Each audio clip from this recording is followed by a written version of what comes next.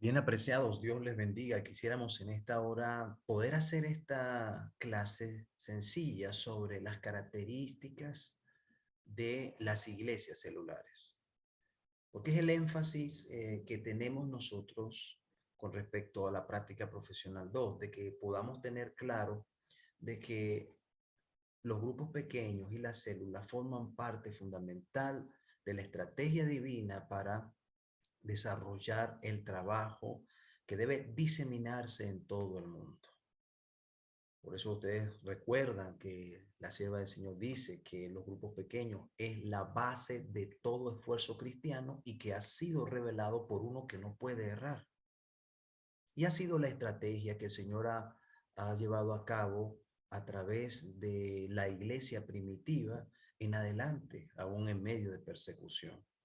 Así que los grupos pequeños tienen una serie de características importantes como la atención de todos sus miembros por la facilidad del roce, el crecimiento, la edificación.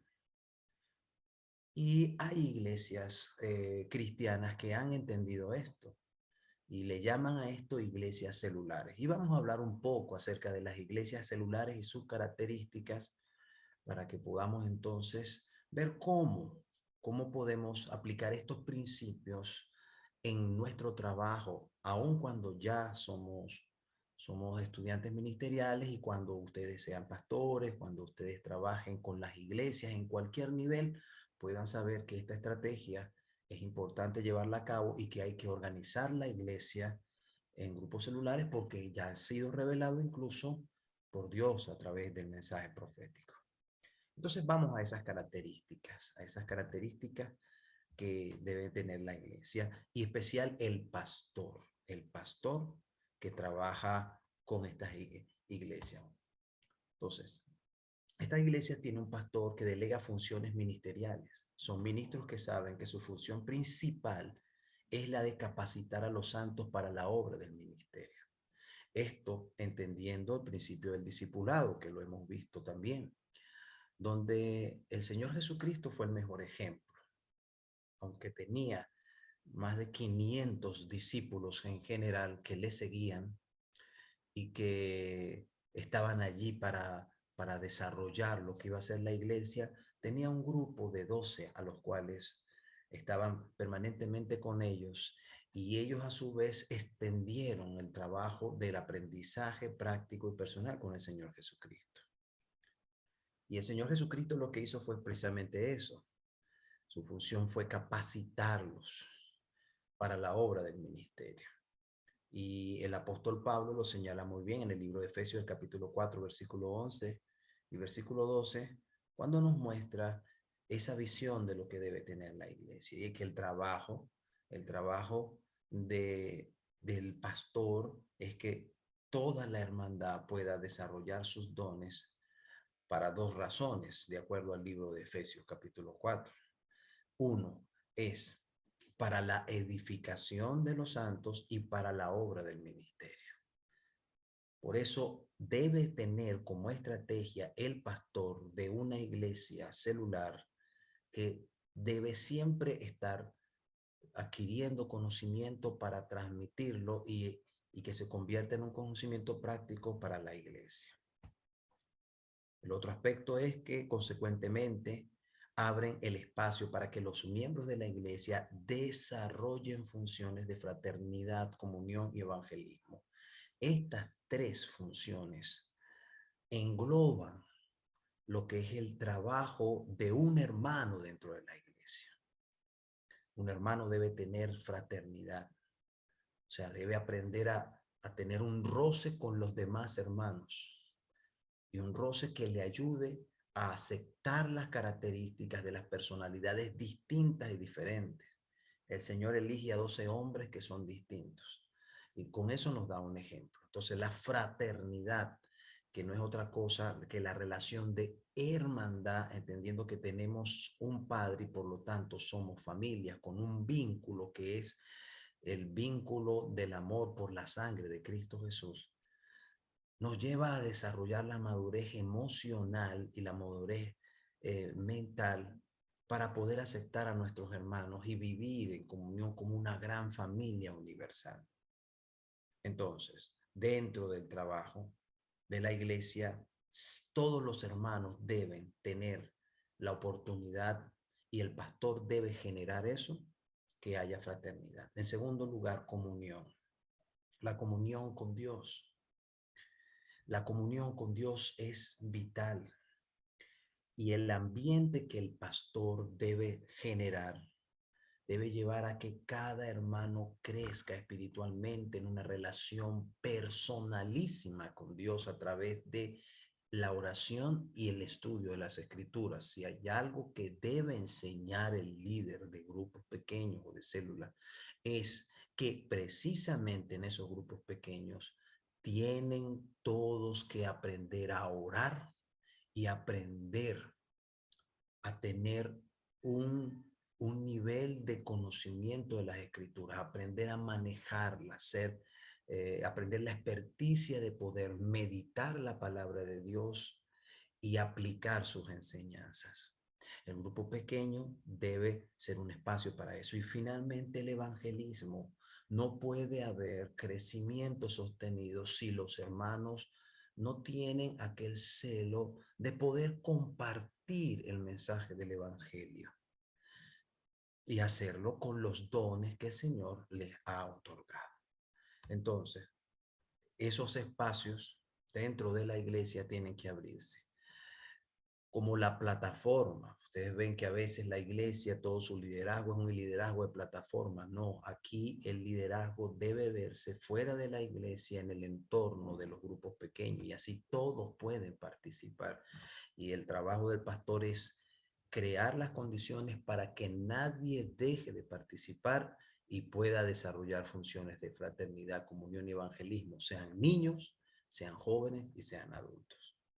La otra característica nos dice, tienen un pastor con una visión estratégica. O sea, el pastor tiene una forma de plasmar el trabajo en la iglesia a través de la planificación estratégica. No se enfocan solamente en el día a día o en programas aislados, sino que tienen una visión transformadora que esperan alcanzar en el tiempo. Suelen ser visiones estratégicas que impactarán a las comunidades con el evangelio. El pastor debe ser un estratega. El pastor debe ver a través de los meses, a través del año y a través del cuadrienio y el quinquenio, cómo proyecta su iglesia. Y en base a eso debe hacer planes. Ustedes ya deben desarrollar esos planes. Deben tratar de plasmarlo cada vez que tengan oportunidad, comenzando por la planificación de su propia vida, entendiendo que no se puede vivir del día a día, sino que hay que hacer planes. Y la iglesia se da cuenta cuando el pastor es un estratega, es una persona que es capaz de poder hacer planes estratégicos en el tiempo, puede evaluarlos y puede con táctica ir alcanzando esos planes hasta que sean una realidad. Hacer planificación estratégica. Nunca se canse de aprender sobre eso. Hoy en día existe mucha documentación, tanto digital como física, escrita como en video, para que usted aprenda a ser un gerente, aprenda a gerenciar, porque nuestra iglesia está estructurada en distritos y generalmente usted tiene que trabajar con más de una congregación y por lo tanto usted debe saber sobre planificación estratégica. En otro aspecto, son iglesias que tienen metas definidas, tienen muy claro lo que desean alcanzar, cuando esperan alcanzarlo, poseen un cronograma responsable con asignaciones específicas e indicadores para medir el avance. La iglesia tiene que tener todas estas cosas. La iglesia tiene que tener planes claros con cronogramas, y de hecho nuestra iglesia adventista sí trabaja. Cada 6 meses se revisan planes a nivel de la unión y los campos y se entregan planificaciones. Estamos en un tiempo cuando estamos realizando este video donde la iglesia se encuentra al final del año y la unión entonces hace lo que se llama la moratoria, donde todos sus departamentales que han recibido directrices de la División Interamericana toman esos planes, los adaptan, los adoptan y los aplican. Y usted debe después aprender que como pastor tiene que tomar esos planes, también adoptarlos, después adaptarlos a sus circunstancias, no solamente del distrito, sino de cada iglesia, convirtiéndolo en metas claras dentro de procesos de tiempo, de línea de tiempo, y realizar cronogramas. Cuando usted hace eso, entonces usted se aligera en la vida. Y la hermandad informada, usted la va a llevar a un nivel. El pastor es el que determina el ritmo en el que va la iglesia. Y como hemos mencionado, la estrategia y la gerencia forman parte importante. Entonces debe hacer cronogramas para las actividades de cada ministerio, cronogramas para el evangelismo, cronogramas para lo que es la enseñanza y la consolidación de los nuevos creyentes, cronogramas para que la gente sepa cómo usted tiene organizado el tiempo y cómo la iglesia debe avanzar. Es una responsabilidad suya. Es como si fuera un militar que está dentro del campo de guerra, donde tienes un pelotón o tienes una división y tienes mucha gente que solamente está esperando que tú le puedas dar los lineamientos. Así que es importante que eso se tome en cuenta.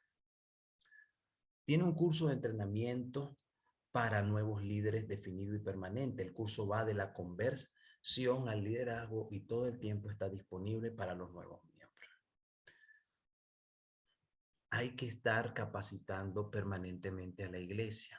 La iglesia es una enorme escuela donde bajo esa visión del apóstol Pablo que menciona, por ejemplo, en el libro de Efesios, dice que el Señor sube al cielo, llevando cautiva la cautividad y llevó y dio dones a los hombres. Todos los hermanos deben ser ministros. Y no me refiero a pastores, sino el acto de ministrar. Y lo que se ministra son los dones que ha recibido cada hermano. Por eso, parte de la capacitación es ayudar a que la hermandad pueda descubrir cada hermano cuáles son los dones, porque dentro de la filosofía del reino de Dios, todos tenemos un trabajo y una tarea que hacer. Lo dice el libro de Efesios también, en el capítulo 2, versículo 10. Somos hechura suya, creados en Cristo Jesús para buenas obras, las cuales Dios preparó de antemano para que anduviésemos en ellas. Así que el pastor es como un coach que logra que cada hermano pueda desarrollar su propio potencial y que esté en comunión con Dios para que el Señor le ayude a ser un ministro y que ministre y edifique. Y nos edificamos unos a otros y al mismo tiempo cumplimos con la labor del evangelio. Por eso anualmente hay que hacer una revisión de los dones espirituales, buscar un test, capacitar a la gente, porque los hermanos están esperando eso y necesitan el pastor para ser guiados sobre eso. Es una tarea hermosísima y es una tarea que usted debe hacer para que su iglesia pueda avanzar. Esos dones deben comenzar a expresarse dentro de los grupos pequeños, que es un espacio donde hay oportunidad para que todos participen. Vuelvo a decir que usted debe romper con la idea de que todo líder de la iglesia es líder porque pasa la plataforma. No, señor. Hay un ministerio en cada persona de la iglesia. Cada miembro de la iglesia que entra es útil, como también lo dice el apóstol Pablo en Corintios, y tu trabajo como ministro es crear un ambiente donde ellos puedan descubrir sus dones y aplicarlos. Eso será el éxito que tendrás como pastor y la huella, como pastor, como capellán, como maestro de la Biblia, donde el Señor te coloque, estás aprendiendo esto para aplicarlo. El énfasis está colocado en la generación y multiplicación de nuevos líderes celulares. En las iglesias celulares, todos los hermanos deben ser potenciales líderes de célula. Y es que cada casa, cada hogar debe tener características que nos permitan poder hacer de ella un lugar donde se desarrolle el liderazgo en grupos pequeños, el liderazgo celular.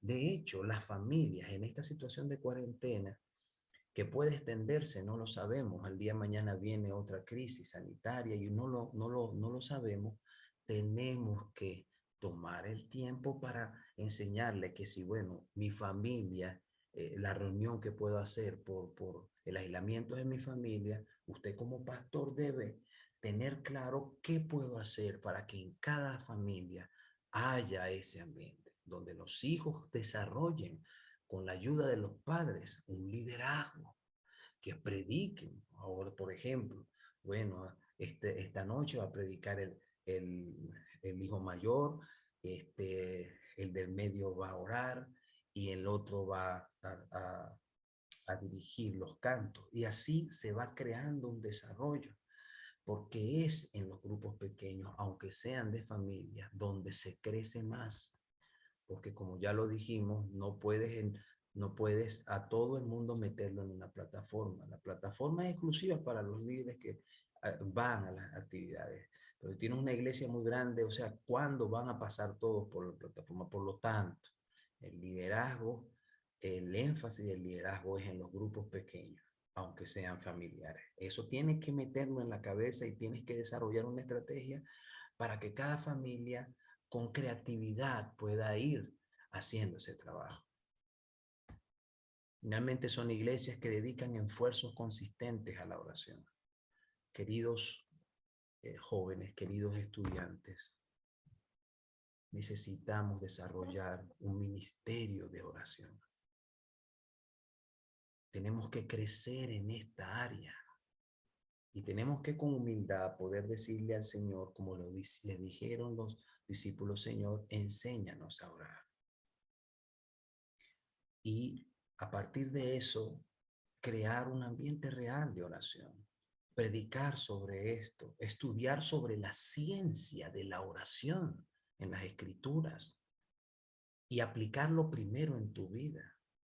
Cuando tú hagas esto y lo puedas presentar, la gente verá que estás hablando con autoridad, porque has incluso hecho planes para tener tiempo específico en la oración. Y un pastor, un estudiante ministerial que ora y que tiene un ministerio de intercesión, no hay límites para lo que puede hacer. Entonces, las peticiones son colectivas y va encaminadas, aquí dice, a alcanzar la visión, las metas y la multiplicación de los líderes. Sí, hay que tener listas, hay que tener planes de oración que sean también creativos, pero sobre todo hay que enseñarle a la gente el valor de la oración intercesora y debe comenzar contigo. Imagínate que puedas hacer una reunión a la semana fuera de los cultos, en un día de semana, a un horario, si estás en un distrito rural o estás en algún lugar donde los hermanos que quieran venir a una hora específica del día para orar un día en cada iglesia de tu distrito, y tú diriges esa oración y aprendes sobre la ciencia de la oración, dejarás una huella para siempre en esas iglesias. Te conocerán como un hombre de oración, como una mujer de oración. Yo te invito a que tengas esta experiencia y que esto comience a definir tu ministerio. El apóstol Pablo, el apóstol Pedro, investiga qué tanto hablaban ellos sobre la oración. Haz un estudio sobre eso y escríbelo, y después trata de aplicar esos principios y después enseñarlo. Te sorprenderás de todas las cosas que puedes aprender. Y esto te dará una ventana en la que el Espíritu Santo dará a tu mente ideas que jamás llegarían a tu mente a menos que te hubieses puesto en oración. Necesitamos desesperadamente tener desde ya jóvenes dedicados a la oración, que cuando lleguen al distrito ya hayan aprendido el hábito de orar. Cuando hablen a la iglesia les seguirá. Y así como los discípulos se sorprendieron al ver a Jesús orando y le pidieron que les enseñara, la iglesia esperará que su pastor, que es un hombre de oración, lo refleje en su vida cotidiana. Y eso será de gran bendición. Finalmente, todos estos elementos se deben combinar en un todo que imprime a la iglesia un estilo de trabajo y de acción que le da inspiración y una ruta clara en que seguir. Los grupos pequeños y las células son parte de la dinámica esencial de la iglesia. Pero primero tú tienes que saturarte de esa idea, saturarte, estudiar todo lo que puedas, leer el espíritu de profecía y extraer toda la enseñanza que puedas. Y de verdad vas a ser una fuente de bendición. Y la gente te seguirá porque se sentirá inspirada, porque verá que no estás hablando por hablar. Hay mucha gente que habla por hablar y a veces hay pastores que hablan, pero no tienen sustancia cuando hablan lo que dicen. ¿Por qué? Porque no están saturados de la palabra de Dios y de los recursos que Dios ha dado, como los testimonios, que son tan importantes. Procura hacer un estudio poco a poco de los testimonios y extrae las ideas. Te sorprenderás de cuántas soluciones puede dar el Señor a través de estos escritos que fueron designados especialmente para este tiempo. Entonces, tu iglesia estará inspirada y tendrá una ruta para seguir porque tú estás permanentemente recibiendo del cielo para dar. Que Dios te bendiga. Que este mensaje pueda ayudarte en el trabajo que tienes que hacer. Más que una clase académica, que se convierta en principios que puedas aplicar a tu vida desde ya. Cuando llegues al campo de trabajo, ya estos sean principios adaptados en tu experiencia, con tu familia y con la iglesia, y seas el hombre y la mujer que el Señor necesita en este tiempo. Dios les guarde, espero que este material les sirva de muchas formas. Que el Señor les bendiga.